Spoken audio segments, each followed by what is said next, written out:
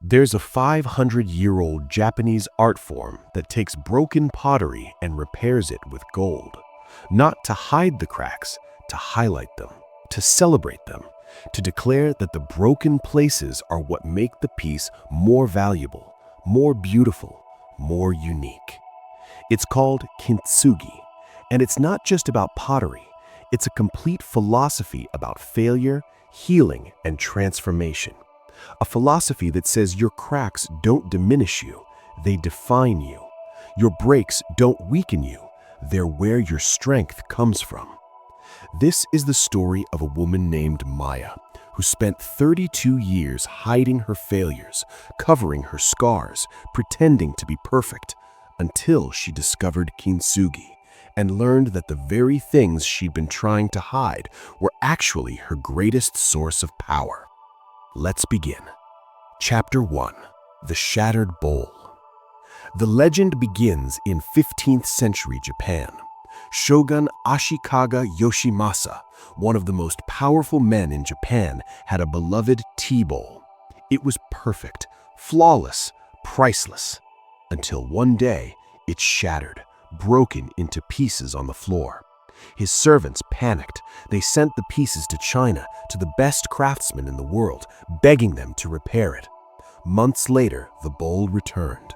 The Chinese had used metal staples to hold it together. Technically functional, but ugly. The repair was a scar, a reminder of damage, something to hide. Yoshimasa was devastated. But instead of throwing the bowl away, he gave it to Japanese craftsmen with a different instruction. Don't hide the damage, honor it. What they created changed everything. They mixed lacquer with powdered gold and used it to fill the cracks. When they finished, the bowl wasn't just repaired, it was transformed. The golden seams traced through it like lightning, like rivers, like a map of its history. It was more beautiful broken and repaired than it had ever been whole. This was the birth of Kintsugi, the art of golden repair. But it wasn't just art, it was a philosophy, a way of seeing brokenness not as something to hide, but as something to celebrate. Maya didn't know any of this when her life fell apart. Chapter 2. Maya's Perfect Facade. Maya's life looked perfect from the outside. Good job, nice apartment, active social media presence showing exotic vacations and restaurant meals. But inside, she was drowning in shame about her past. A failed business that left her in debt, a relationship that ended in public humiliation, a career change that everyone told her was a mistake, a period of depression she never told anyone about. Each failure felt like a crack in her foundation. Each mistake felt like proof she was fundamentally flawed. So she did what most people do. She hid everything. When people asked about her business, she changed the subject. When old friends brought up her ex, she laughed it off. When her family questioned her career choices, she defended them while secretly wondering if they were right. She became an expert at presenting a flawless surface, at covering the cracks, at pretending the breaks never happened. And it was exhausting. Every conversation required her to maintain the illusion. Every new person she met required a carefully edited version of her story. One day, Maya was at a museum and wandered into a Japanese pottery exhibition. That's where she saw it.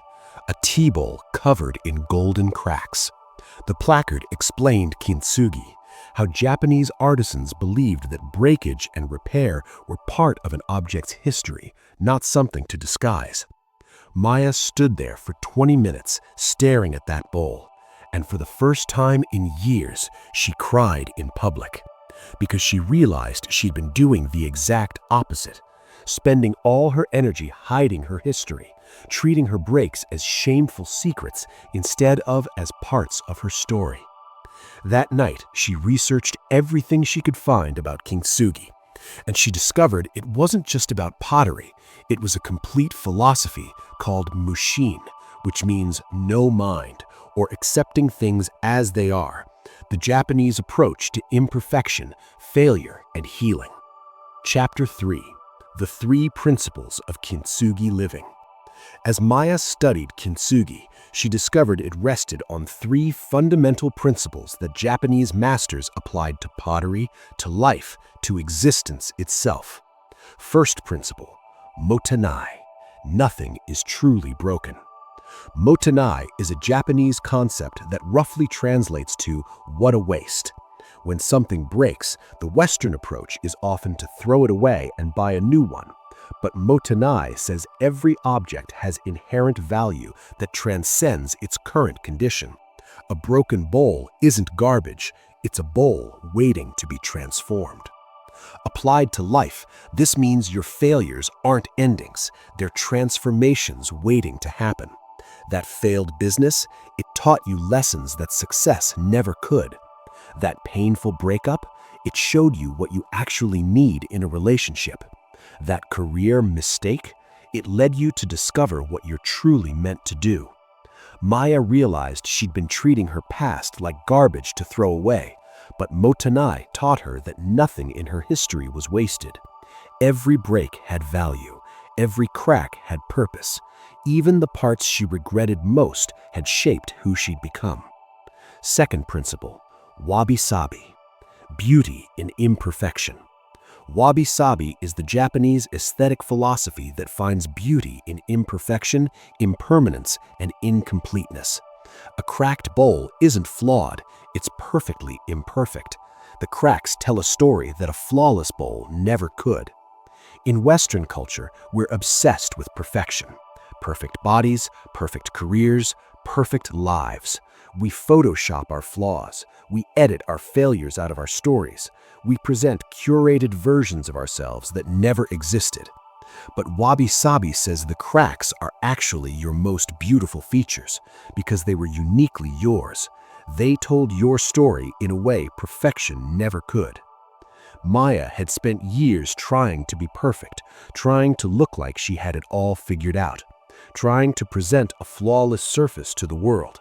But wabi-sabi taught her that the cracks were actually her greatest beauty because they were uniquely hers. They told her story in a way perfection never could. Third principle, mushin, acceptance without judgment. Mushin is the Zen concept of no mind, which means accepting reality exactly as it is without judgment. The bowl is broken. That's neither good nor bad. It's just what is. And from that acceptance, transformation becomes possible. The Kintsugi master doesn't look at a shattered bowl and think, "This is ruined." He thinks, "This is what I have to work with." He accepts the breaks completely. Then he transforms them into art. Maya realized she'd been fighting reality for years, wishing her business hadn't failed, wishing her relationship had worked out differently, wishing she'd made different choices. All that resistance was keeping her stuck, because you can't repair what you won't acknowledge is broken. Mushin taught her to stop fighting. The breaks happened. The failures occurred. That's reality.